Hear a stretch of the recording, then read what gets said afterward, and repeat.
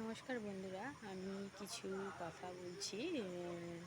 দিদির উদ্দেশ্যে বলবো কিছু কথা।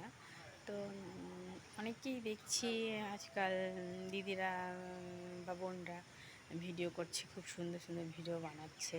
কেউ শাড়ি পরে করছে, কেউ নাচছে আর কি, যাই হোক করছে, ভালোই লাগছে দেখতে।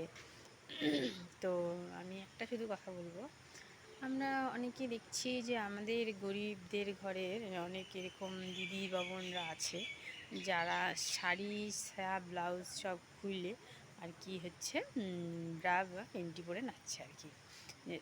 শুধু নাচছে না, শুধু নেচে নেচে দেখাচ্ছে যে তার পেন্টির ভিতরে কি আছে, তার ব্রার ভিতরে কি আছে। তো আমি শুধু একটা কথাই বলবো, আমরা মেয়েরা, মেয়েদের সৌন্দর্য হচ্ছে কাপড়ে। তো কাপড় পরলে অনেক সুন্দর লাগে।